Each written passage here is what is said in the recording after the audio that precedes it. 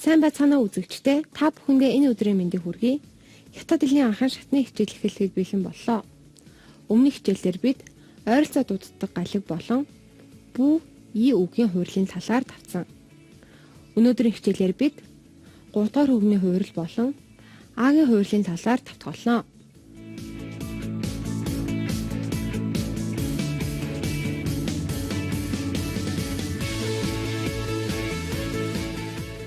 Одоо хамтдаа 3 дугаар хүүгний хуурлын талаар давтъя. 2 ба түүнээс дээш 3 дугаар хүүгээр орсон ханзыг уншихдаа эхний хүүгийг 2 дугаар хүүгээр уншнаа. Жишээ харъя. Ни хао буюу сайн байна уу? Үүнийг уншихдаа ни хао. Ни хао. Эхний хүүгийг нь 2 дугаар хүүгээр уншнаа. Дахин нэг жишээ харъя. Wo hen hao буюу би ч гэсэн сайн байна гэсэн өгүүлбэр байна. Үүнийг уншихдаа wo hen hao. Wo hen hao гэж унших нэ. Hen hao маш сайн байна гэсэн үг байна. Үүнийг уншихдаа hen hao. Hen hao гэж уншнаа. Ye hen hao бас сайн байгаа гэсэн өгүүлбэр байна. Үүнийг уншихдаа Ye hen hao. Ye hen hao. Харин одоо хамтдаа 3 дугаар хүүгийг хагас хүүгээр дуудах талаар давтъя. 3 дугаар хүүг нь 1 ба 2 3 дугаар хүүгний өмнө орсон тохиолдолд 3 дугаар хүүгийг хагас хүүгээр уншнаа.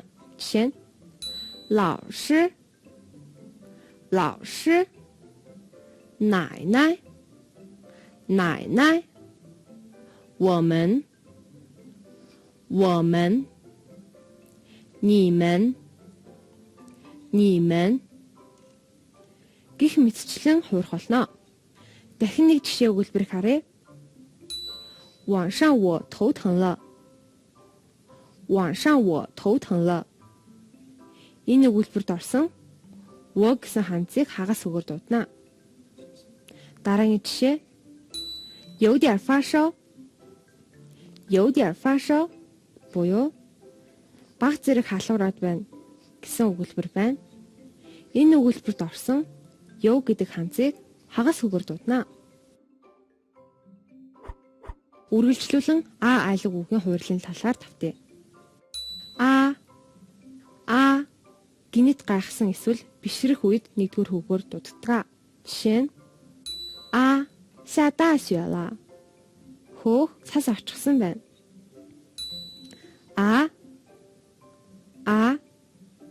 Итгэмээргүй сэтгэл зовоосон зүйл тохиолдсон үед 2 дугаар хүүгээр хэлдэг.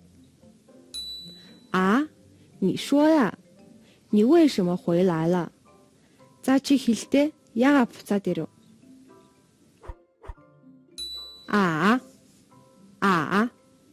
Гайхаж бас эргэлзсэн үед 3 дугаар хүүгээр дууддаг. Жишээ нь这个怎么办呀? Одоо тэгвэл яана? Батлаж хэлэх эсвэл тухайн хугацаанд ойлгож мэдэх үед 4 дугаар хүүгээр дууддаг. Жишээ нь та是single了. Та是男丁呀. Тэр нь single, тэр нь нандаа юм уу? Гэх мэтээр хэрэглэнэ.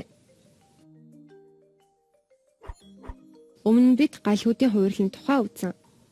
Одоо үргэлжлүүлэн тэдгээрийг давтъя. Эхлээд бүгдээрээ үй авиг харъя. Үй ишиг авиг.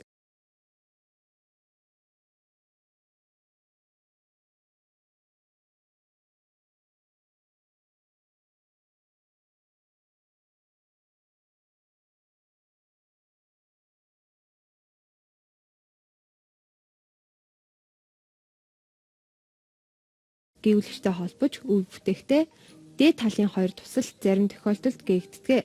Жишээ нь жи, чи, ши. Юу аваа гэвлэгчтэй холбож үе бүтээхдээ юу гэж бичнэ. Жишээ нь мö юу, мё, д юу, 丢，n u妞，l u溜，鸡 u 鸠，七 u 秋，西 u修。вэ аваа гээгүүлэгчтэй холбож үе бүтээхтэй вэ болгож хуургана. Жишээ нь д вэ дөй, т вэ推, з вэ зүй, ц вэ цүй. Дараагийн шиг аваа вэн. Энэ аваа гээгүүлэгчтэй хамт үе бүтээхтэй вэн болж хуургана. Жишээ нь д вэн дүн, т вэн түн, л вэн лүн, г вэн гүн, к вэн күн, х вэн хүн. Одоо хамтдаа дасгал ажиллая. Та бүхэн гэвлэгчийг эвчиг аваатай холбож үе бүтээн зөв хуурган бичээрэй.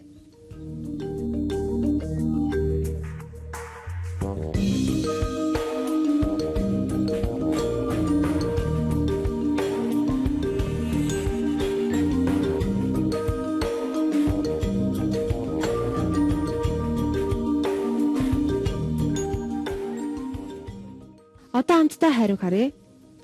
Н 유 нü, чи юэ чue, д вэ дөй, з вэ зүй, д ю丢, т вэн түн, р вэн рүн, чи юэн чүн, т вэ推, м ю мю, н ю ню, л вэн лүн. Та бүхний зөв хэлсэн гэж найдаж байна. Өнөөдөр бид ойролцоо дууддаг галиг болон 3 дугаар хөг А үгийн хувирлын талаар татлаа. Үзэгчдээ бид хятад хэлний аваазын анхаар шатны хичээлээ үзэж дууслаа. Одоо та бүхэн үргэлжлүүлэн хандсны хичээлээ үл авч үзээрэй. Хятад хэлний алсын зайн сургаалт.